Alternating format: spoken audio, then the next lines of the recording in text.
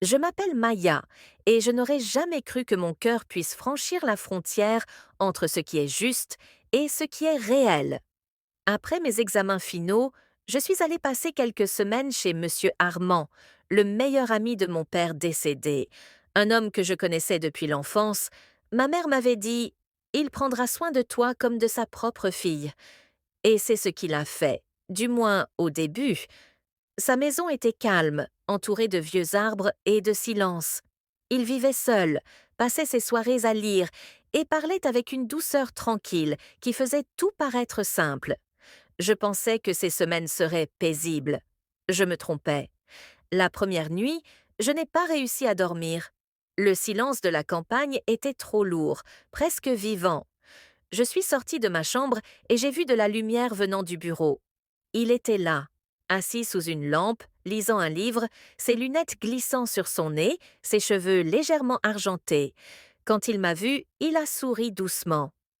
Tu ne dors pas? J'ai secoué la tête. Alors viens t'asseoir, dit-il. La nuit est plus douce quand on la partage. Ce moment semblait innocent, deux personnes partageant du thé et quelques mots. Mais quelque chose a commencé cette nuit-là, quelque chose de lent, de silencieux et de dangereux. Chaque jour, nous nous rapprochions un peu plus. Il me posait des questions sur mes rêves, mes peurs, ma vie. Je me surprenais à attendre sa voix, son sourire, ses regards pleins de bienveillance. Je me disais que ce n'était que de l'admiration, mais mon cœur savait que c'était autre chose. Puis vint la nuit de pluie. Nous étions dans le jardin quand l'orage éclata.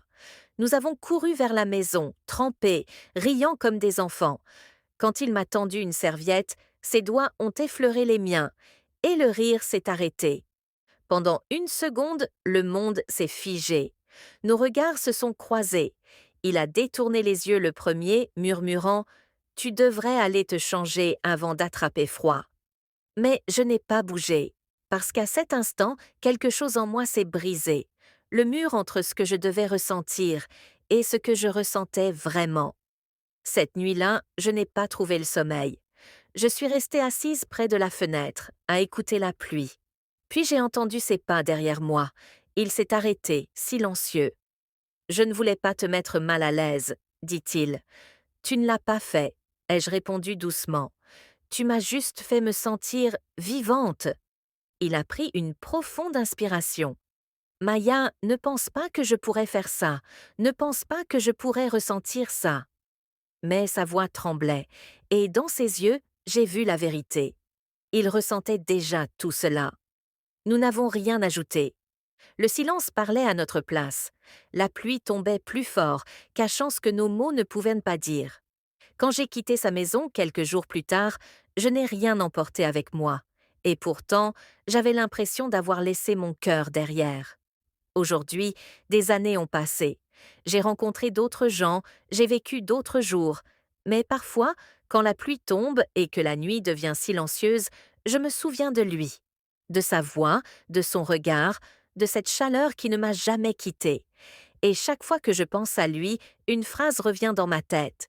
Ne pense pas que je pourrais faire ça. Parce qu'aucun de nous ne croyait pouvoir le faire, jusqu'à ce que ce soit déjà fait.